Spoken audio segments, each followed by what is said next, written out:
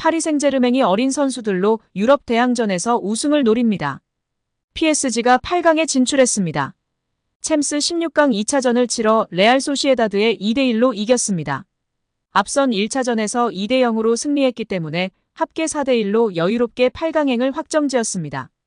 이날 PSG는 어린 선수들로 선발 명단을 꾸렸는데요. 브래들리 바르콜라, 워렌 자이르 에머리, 루카스 베랄두 등 어린 선수들이 포지션마다 포진했습니다.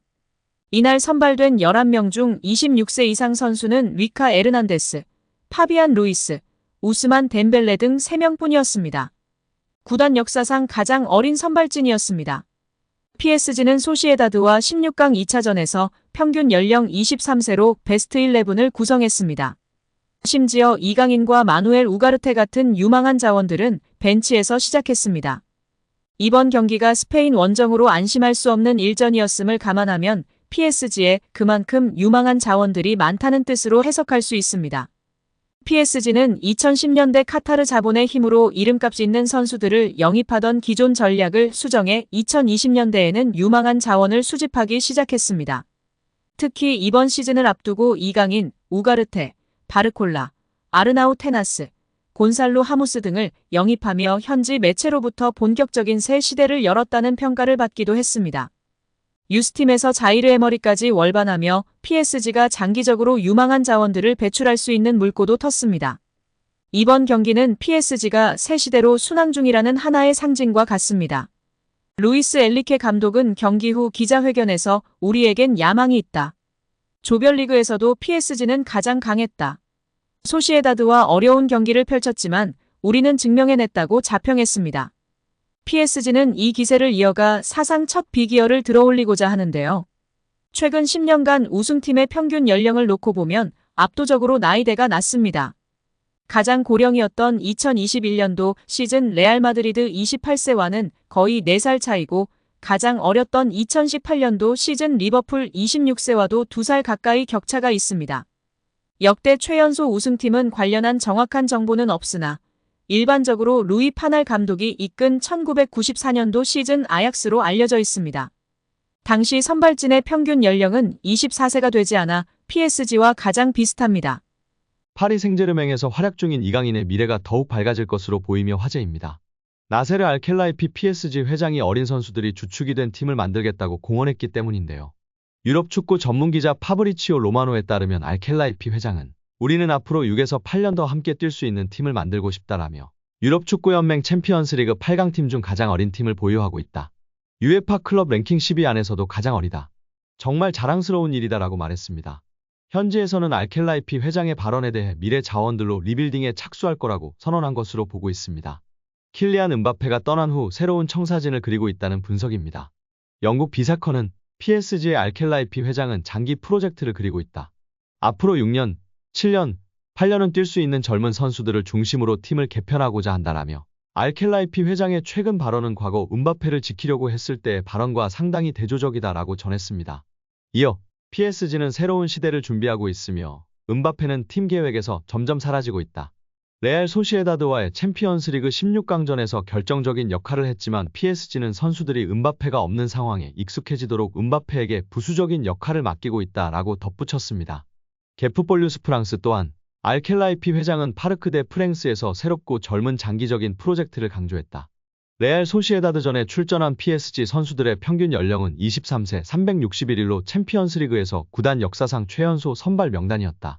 경기 후에도 알켈라이피 회장은 라커룸을 찾아가 선수들에게 부담 갖지 말라고 격려했다라며 현재 PSG가 리빌딩에 돌입했다고 설명했습니다. PSG의 최대 목표는 챔피언스리그 우승입니다. 프랑스 내에서는 적수가 없지만 유럽 무대에서는 힘을 쓰지 못했는데요. 2019년도 시즌 준우승이 가장 좋은 성적이었습니다. 알켈라이피 회장은 급하게 도전할 생각이 없습니다. 시간이 조금 걸리더라도 미래를 보장할 수 있는 선수들로 팀을 만들어 계속 도전하겠다는 입장입니다. RMC 스포츠에 따르면 알켈라이피 회장은 선수들은 매 경기 승리를 원하지만 현실적이어야 한다. 우리는 팀을 구성하는 과정에 있으며 선수들 대부분이 어리다. 새로운 팀을 만드는 과정이기 때문에 쉽지 않다라며 팀을 만들었다고 해도 선수들이 준비가 된 것은 아니다라며 충분히 기다릴 필요가 있다고 강조했습니다. 회장이 직접 젊은 선수들로 개편하겠다는 뜻을 밝힌 만큼 이강인의 미래도 좀 더 밝아질 것으로 기대되고 있습니다. 2001년생 이강인은 얼마 전 23번째 생일을 맞았습니다. 알켈라이피 회장이 언급한 6에서 8년 동안 활약할 수 있는 선수에 부합하는 나이대입니다. 최근 출전 시간이 줄어들기는 했지만 스타드 랭스전서 선발 출전에 풀타임 활약하며 주전 경쟁에서 완전히 밀린 건 아니라는 걸 보여줬습니다. 또한 이날 경기서 가장 돋보이는 활약으로 최고 평점 맹활약을 보여줬습니다. 이강인은 앞서 낭트전 61분, 스타드 랜전 45분, AS 모나코전 5분 출전으로 기회가 점점 줄어들었는데요. 소시에다드전에서도 선발 제외되며 주전 경쟁에 적신호가 켜진 듯 했으나 후반 시작과 함께 교체 출전에 환상적인 패스로 음바페의 골을 도왔습니다. 챔피언스리그 2주의 도움으로 기록되면서 루이스 엘리케 감독의 눈도장을 찍는 등 다시금 클래스를 입증했습니다. 이어진 랭스와의 경기에선 선발에 복귀했습니다. 풀타임을 활약하는 동안 날카로운 패스를 공급하며 팀 공격에 보탬이 됐습니다. 1대1이던 전반 19분 페널티 지역 오른쪽을 치고 들어가다가 왼발 크로스를 날렸습니다.